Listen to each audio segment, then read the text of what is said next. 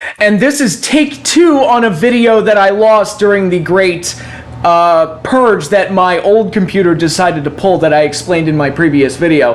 But I wanted to refilm this video because I had a lot of fun making it the first time, and it's a fun topic, and I thought, let's throw it out there. Now, ideally, I would have gotten this out before Impact Wrestling Slammiversary 2022, commemorating the 20th anniversary of Impact Wrestling and Total Nonstop Action, but it just wasn't in the cards. But I do want to get this video out anyway, and hopefully I can get some of my TNA nostalgia out of my system in the process. As I said in the previous video, I was a pretty avid watcher of TNA. Like I said, for better or worse, they helped fill the void left behind by WCW and ECW in 2001, and I didn't have to live in a world that was just WWE. There were other companies, there were other options, but TNA was more easily accessible because they got onto TV, they got onto Spike and everything, so it was fun to have that weekly programming to follow week to week. That was easy to watch. But not everything TNA did was gold. And this is exemplified in a video that I saw on Cultaholic's Wrestling YouTube channel. I want to make sure I get the title right. The 35 craziest TNA stipulation matches. 35, which means they had to narrow it down. And, you know, anybody familiar with TNA's long history, 2 decades long history now, you know, they could get really wacky with some of the gimmicks. You know, even some of their more like iconic matches like the Ultimate X and the King of the Mountain matches. Those matches are kind of ridiculous, at least on paper, and probably excelled in execution more often than not. But then you look at things like the Black Tie Brawl and Chain match between Sanjay Dutt and Jay Lethal, where it was a tuxedo match and a chain match, which are 2 gimmicks that completely conflict with each other based on their rule structures. They had more variations to the street fight and to the cage match than I can count on 2 hands, it seemed like. They always had some kind of silly name for a street fight. And of course, they had tons of pole matches because Russo was there, and Russo loves pole matches. Going back to the cage match thing, probably my favorite stupid thing that they ever did in the steel cage was the cuffed in the cage, which is one of the most insanely idiotic things that I've ever heard in my life.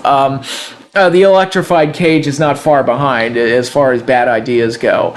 Then there was the infamous Last Rites match, which was the first match to be greeted with the famous Fire Russo chants, which filled TNA arenas during that time, whenever something stupid would happen, which was probably more common than it should have been, but in any case. And then there is the Lord and Master, the king of the top of the heap, when it comes to stupid TNA gimmick matches, and that is the Reverse Battle Royal, a match that is still mocked and made fun of to this day.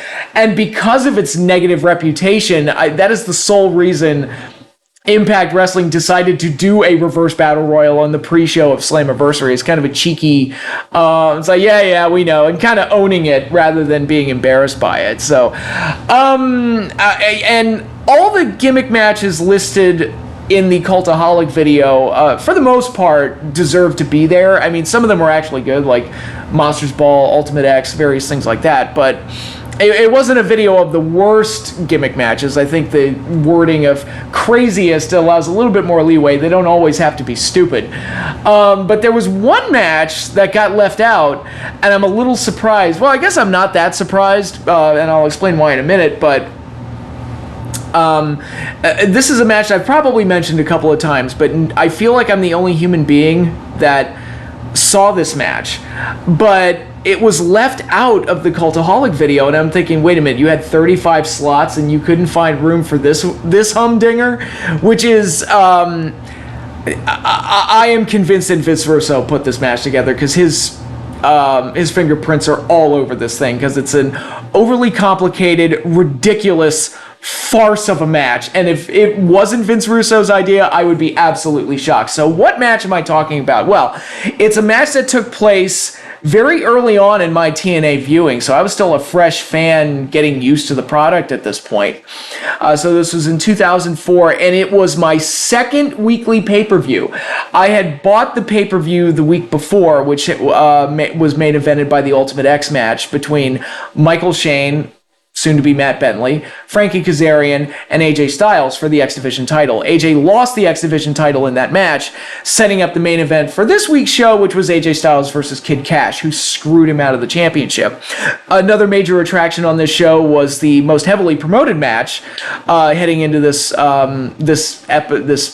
pay-for episode, I guess you would call it, of TNA programming, Raven versus Sabu in a no disqualifications match, which actually opened up the show and was pretty good. So you had you started strong with a really good grudge match, and you ended fairly strong with the solid main event between AJ and Kid Cash. But sandwiched in between on this show, which was, and I have the date here, August 4th, 2004, which is getting close to the end of the weekly pay-per-view era for TNA. There were only 5 more episodes after this. The final one was headlined by the heavily promoted Jeff Jarrett versus Jeff Hardy NWA World Title match. I believe they called it the Date with Fate. And for all that build-up, the match did not deliver at all. I remember because Jeff Hardy wasn't exactly in the best shape. Gee, I wonder why. But in any case, we were getting close to the end of the weekly pay-per-view era and transitioning into TNA's first ever pay-per-view, Victory Road 2004, which would then turn into a monthly pay-per-view format moving forward from there, with Impact as their major flagship show. And so things were changing, there were a lot of moving parts, and there was a big transition going on creatively, as TNA was basically having to change their entire model, how they'd been doing their programming for the last 2 years. Things were changing because they were finally getting significant exposure on television and were growing. So they were taking some pretty big steps. But not all of it was perfect, like I said. So on this particular episode, you had a match called the Luck of the Irish Weapons match.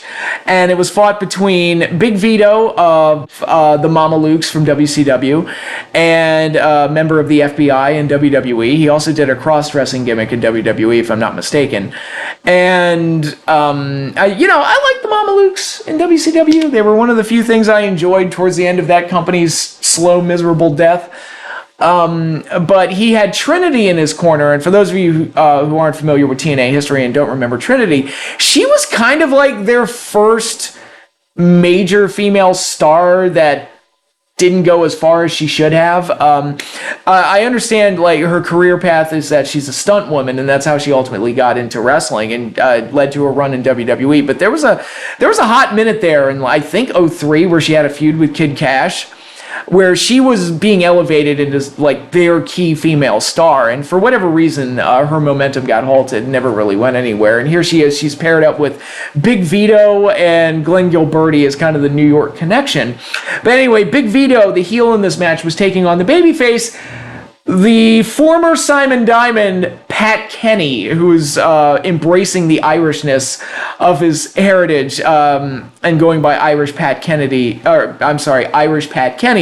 ditching the Simon Diamond character, at least briefly or temporarily. Personally, I think the Simon Diamond was a better fit for him. Granted, the name Pat Kenny is very close to my own name, Patrick Kelly, so I obviously when I started watching TNA, he caught my attention. It's like, hey, that guy has a name that's very similar to mine. Oh boy. But ultimately, the Irish Pat Kenny, the Empire Saint, I believe they were calling him at that time, that gimmick didn't work, and he returned to the Simon Diamond character, which I think was a better fit for him. And again, I like Simon Diamond. I think he was a good character, and he was a solid, like, old-school kind of worker, like an 80s style, which I like. So I always felt like he was a good hand, and he was a better fit as Simon Diamond. But in any case, we had Irish Pat Kenny taking on Big Vito in in a Luck of the Irish Weapons match. Now, what is a Luck of the Irish Weapons match? It is one of the most insanely idiotic things I have ever seen a wrestling company put on, and to explain this thing to people, I don't know if I can do it, because words can't quite do it justice, but I'm going to do my best. So, okay. So, the way this works, the ring is loaded with 4 foot lockers. Now, they're not on poles. I think that's important to point out, that the foot lockers themselves are not put up on poles. Shockingly so, because the whole design of this match feels like there should be poles involved. It's the one thing that Russo forgot to put in there. All of the foot lockers are locked.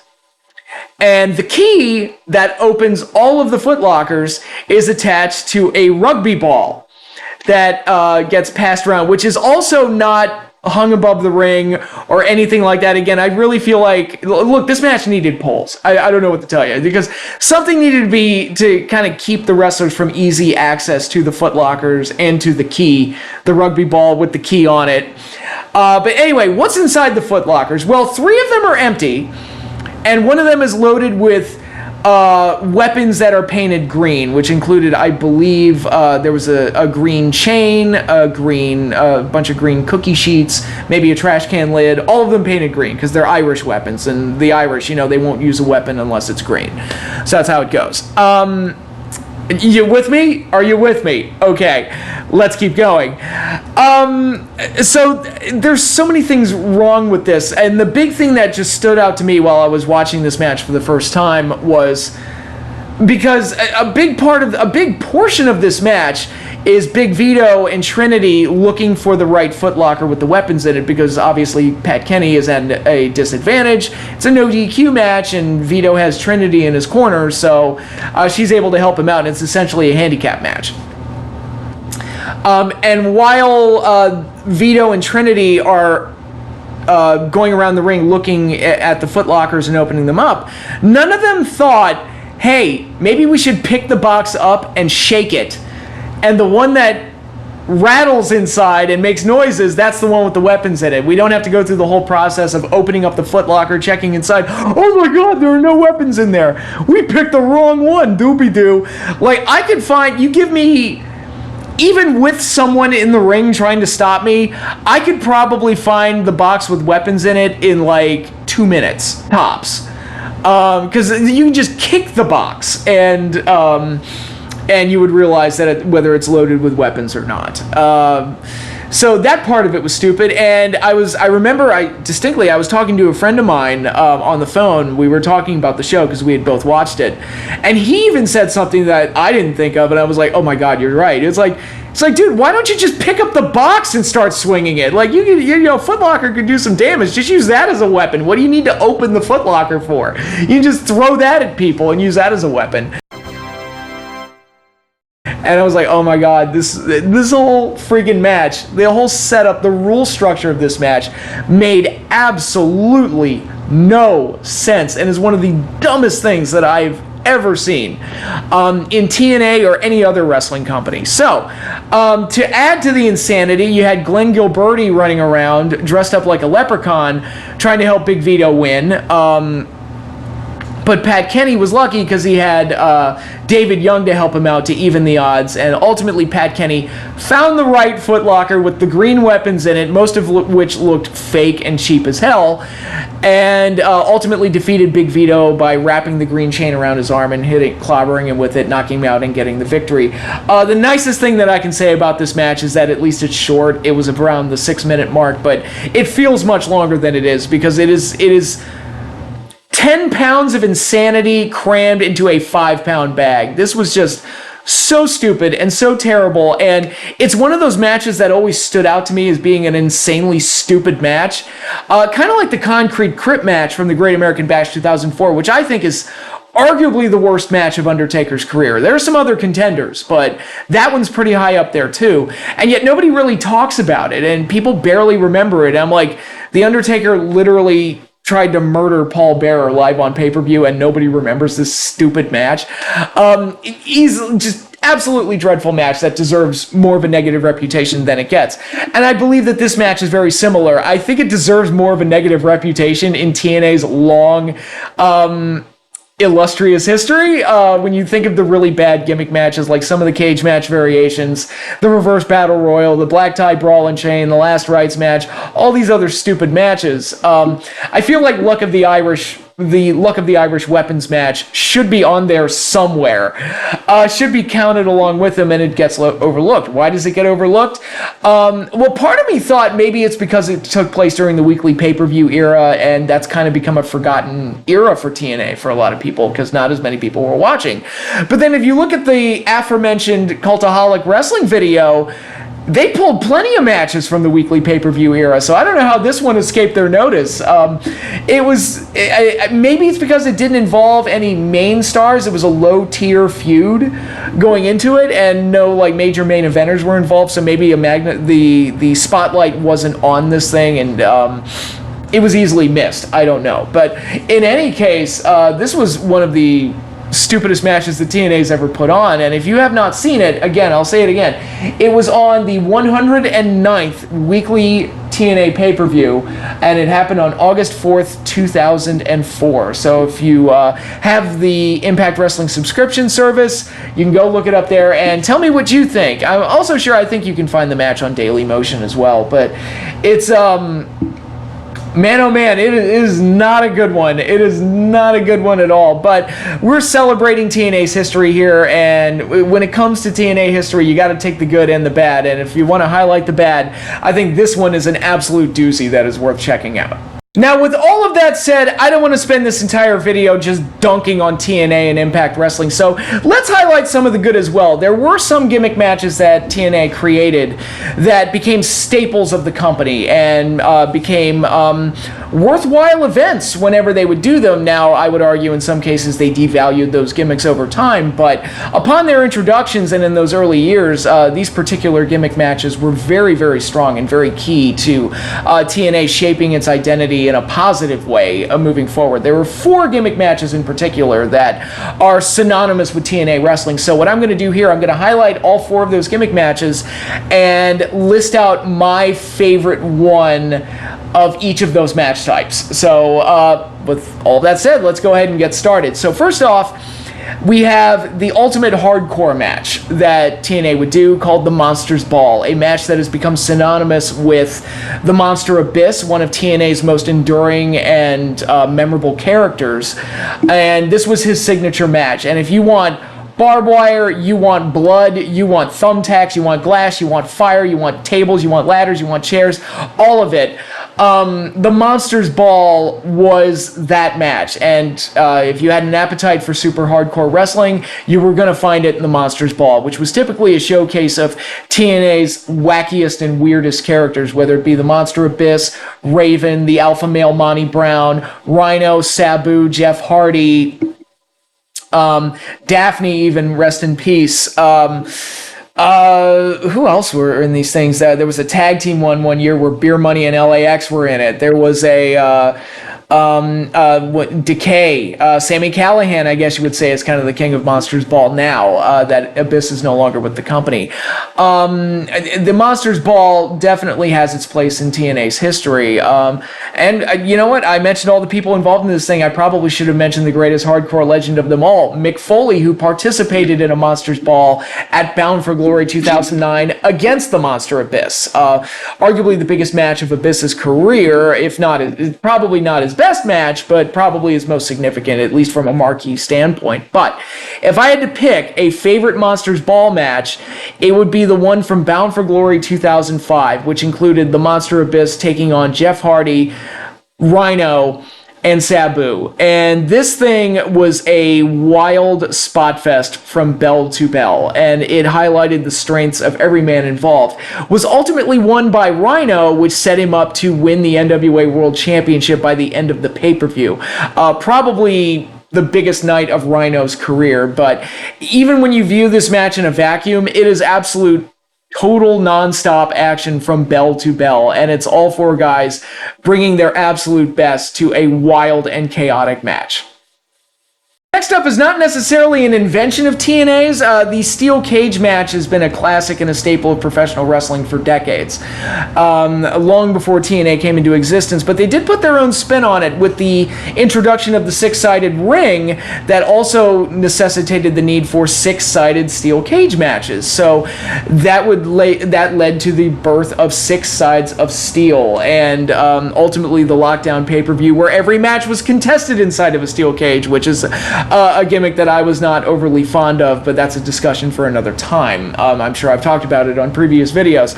But picking a best Six Sides of Steel match, kind of difficult in some ways when you look at some of the matches that Kurt Angle had at various Lockdowns, like his match with Jeff Jarrett or Mr. Anderson. Well, the Mr. Anderson one was 4 sides, but you get the point. It's there are a lot of great cage matches. I think the AJ and Abyss match from Lockdown 2005 is a huge favorite for a lot of people. But in picking a favorite Six Sides of Steel match, there were probably bigger main events. I forgot to mention Joe and Kurt Angle from 2008, where Joe finally won the title, is another big one. But when I think of Six Sides of Steel and the bloody warfare that is meant to happen inside of a steel cage, I think TNA's best example of that came at Turning Point 2004, where America's Most Wanted took on Triple X. The two best tag teams in the company collided, and had a final encounter where the losing team would disband. So it was going to be the end of one of the two teams. You had Chris Harris, James Storm for AAMW, and Christopher Daniels and Elix Skipper Primetime for Triple X. And this match had everything. It had tag team action, it had high flying, it had classic wrestling, it had blood and gore and guts, and it had one of the most amazing spots that I have seen in any wrestling match before or since, and that was Elix Skipper's amazing walk through the top of the cage to deliver a Hurricane Rana to Chris Harris. Absolutely insane spot. One of the biggest highlights, probably from an in-ring action standpoint, probably the biggest spot in TNA history, and their biggest highlight that deserves to live on forever in Impact Wrestling highlight reels until the end of time. And absolutely amazing moment where ultimately America's Most Wanted got the win, put the end to Triple X, but an amazing match happened. And this isn't just the best Six Sides of Steel cage match in company history. It's not just the best cage match in company history, period.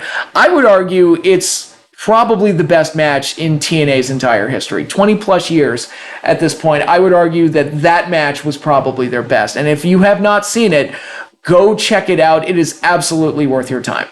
Next up is the signature match of the X Division. Now, the X Division was essential to TNA's development in its early years and helped set it apart from the WWE, for sure, and helped give TNA an identity where it was able to stand on its own, and was also the proving ground of several big TNA stars, including AJ Styles, Samoa Joe, Christopher Daniels, the legend Jerry Lynn, Low Key, Amazing Red, Chris Sabin, Alex Shelley, Sanjay Dutt, Jay Lethal, so many great cruiserweight style, new age cruiserweight style talents came out of the X Division, and it was only natural that they would get their own specific gimmick match, which was the Ultimate X, the high wire free-for-all,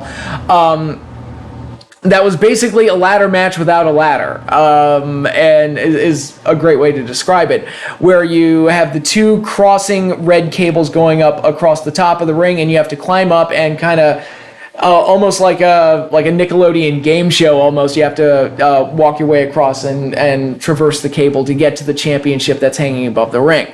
Unfortunately, Ultimate X has become bastardized over the years. It went from being this epic thing that TNA used to do to being this, it's like, oh hey, we're on pay-per-view and the X Division guys need to do something, so just throw them in Ultimate X. It's become like this easy, lazy throwaway gimmick. Which is unfortunate, because it should be like, oh my god, they're doing Ultimate X. Like, you know what I mean? It should have that level of feel to it, where it feels like it's elevating things to the next level, rather than just being like, I'll just slap it on the marquee so it looks better. That type of attitude to it. Now, like I said, Ultimate X got to a point where they kept throwing more and more bodies in there, and it became less and less special the more they did it. So it got to a point where you felt like, you've seen one, you've seen them all, which is definitely where I got with the Ultimate X. But in the early years, there were a lot of gems with the Ultimate X. Like I said, the first weekly pay-per-view that I bought was main evented by an Ultimate X match. It was AJ, Michael Shane, and Frankie Kazarian. And I was really impressed with what they were able to do in that match. Like, wow, there's a lot of possibilities here. It was so unique and innovative and cool looking, while also still telling a story within all of the action that they were doing, that I thought, man, this is really cool. And I think of some other great ones like AJ and Daniels versus LAX, which was kind of a street fight version of the Ultimate X.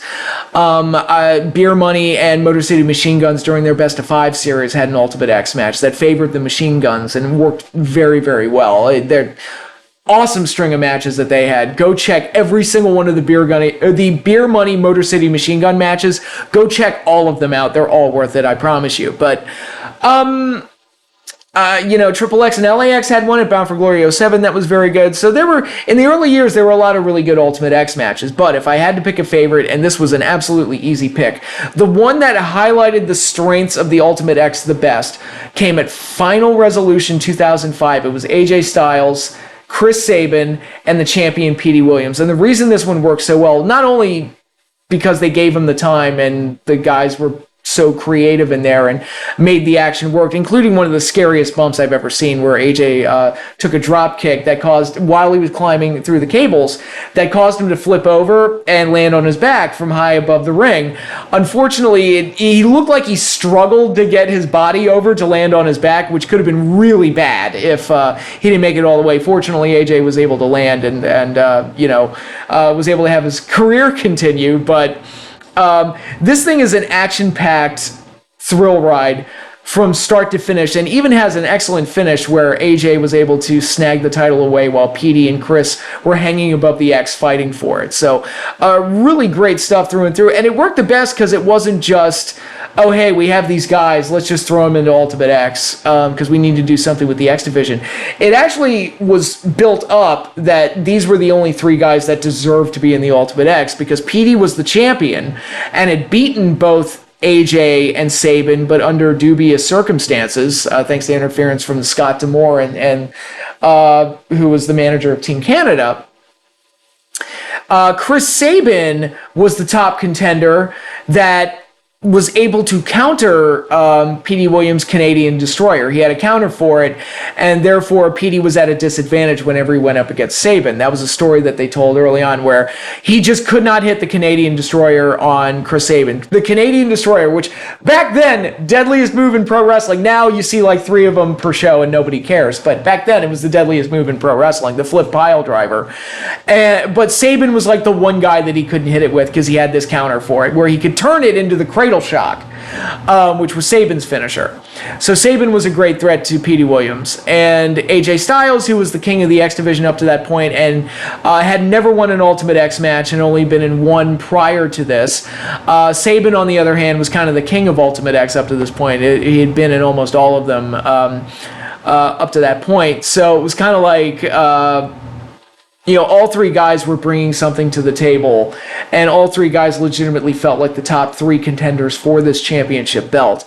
And the Ultimate X setup somewhat nullified Scott D'Amore's interference, because there's only so much he can do in a match where the belt's hanging above the ring. So you get to this match, and like I said, it is a complete action-packed thrill ride with AJ ultimately getting the win, and it is the best that Ultimate X has to offer, bar none. And let's wrap this up with probably TNA's most creative gimmick match ever, the King of the Mountain match, the reverse ladder match, where there are 5 competitors, there's a penalty box, pins and submissions send you into said penalty box, and anybody who scores a pinfall or submission is eligible to climb a ladder up in the ring and hang the championship belt above the ring to become the King of the Mountain. Sounds absolutely ridiculous. when the first King of the Mountain match had happened before I started watching TNA, but I heard some rumblings about this match that they had, and it was actually fairly well received despite the insane rule structure. But I remember somebody who was an avid TNA watcher before I was explaining this match to me, and I'm like, dude, this match is giving me a headache. This sounds completely stupid. But when you watch it in execution, it's not so bad. It's really like, I don't know, like, I remember when WWE did the scramble matches at Unforgiven '08, I believe it was, and those matches came off mostly poorly, and were very convoluted. And on paper, I would expect the King of the Mountain match to be very similar, but I think because they were able to cram in, like, table bumps and all this other stuff in there, and pack it with so much high-flying, death-defying action, they can kind of get away with the convoluted nature of the match. So the King of the Mountain, again, stands as a unique creation in TNA's history, and one that has become a staple of their anniversary pay-per-view, Slammiversary. So who might argue? Who might argue? So, what is my favorite King of the Mountain match? Again, I thought the first one came off really well. I thought the second one in '05, that Raven one, was pretty cool because you had Monty Brown involved, and I thought he added a different dimension to it. And this is before Monty Brown was completely ruined. The 2006 one was really good because Jeff Jarrett won and the Impact Zone almost started a riot in there, so that crowd reaction was definitely memorable, to say the least. You had the 2009 one where Samoa Joe helped Kurt Angle win and join the Main Event Mafia, so some memorable King of the Mountain matches have come and gone over the years, but the favorite one is an easy choice for me. The 2007 Slammiversary edition of the match, which crowned the first ever TNA World Heavyweight Champion. This was after TNA separated from the NWA. The NWA titles no longer were a part of the company, and now TNA was creating their own championships, including the Tag Team Champions and their own World Heavyweight Champion. First won by Kurt Angle in this match. And the other participants were the phenomenal AJ Styles, Samoa Joe, Christian Cage, and the Wildcat Chris Harris. A wonderful blend of TNA originals and established stars like Christian Cage and Kurt Angle. And all five men went out there and put on a hell of a show. One of the best, like, action-packed, multi-man spot fests I've ever seen. Absolutely incredible match that is elevated by the quality of talents involved with it. Now, I know, like, Chris Harris is the one that kind of sticks out like a sore thumb because he ultimately had the weakest career out of all of them, but at the time, Chris Harris had a lot of potential. I saw potential of him being like the Magnum TA of TNA, where it's like he may not be a World Heavyweight Champion, but I foresaw him being a guy where it's like if they wanted to do a heavyweight second tier belt, which they ultimately did years later, I think Chris Harris should be that guy because he is a really solid worker with a lot of potential. But for whatever reason, it just didn't work out. And then Braden Walker happened, and that was pretty much the end of his career, very sadly. But at one time, he had a lot of potential, and he didn't look too out of place in there with Christian Cage and Kurt Angle and AJ Styles and Samoa Joe. And he could hang with them. If you want an example of Chris Harris being able to hang on an elevated singles level, he had a match with Jeff Jarrett for the NWA World Heavyweight title on one of the weekly Wednesday pay-per-views, and despite being defeated, it was actually a very good match that showed off Harris's kind of old school style, that he's not just a tag team wrestler, he can go in the ring as well, working that kind of classical 80s style. So, and of course, everybody else involved in this match absolutely belonged there. AJ always brings his A game to matches like this. Joe was probably at his peak in TNA at this point. Although they were kind of starting to make mistakes with him along the way, Joe was still madly over at this point and still a very good and unique talent. Kurt Angle was Kurt Angle. He's a wrestling cyborg, and Christian Cage was Christian Cage. This is, probably Christian Cage at his peak as well. So an excellent showcase of excellent talents, and if you're in the mood for some carnage and some multi-man spot fests, I say check out the King of the Mountain match from Slammiversary 2007. You will not regret it. And that wraps this up. So, once again, congratulations to TNA for 20 plus years of existence. I know I ragged on them a little bit for the Luck of the Irish match and various other things in their history, but again, it is impressive that they've reached the milestone of 20 years, and I did want to pay tribute to them as well, not just dunk on them the whole time. We got to end it on some positivity. So, once again, thank you, TNA. Through it all, through everything, you've existed for 20 years, and you've given us plenty of things to enjoy in that time, and I think the wrestling world is better having TNA around than not, so, or Impact Wrestling now. But the wrestling world is better having Impact Wrestling as an option for talents and fans alike. So, with that said, I am done. I'm out of here. Thanks again, everybody, for watching, and I'll see you all later.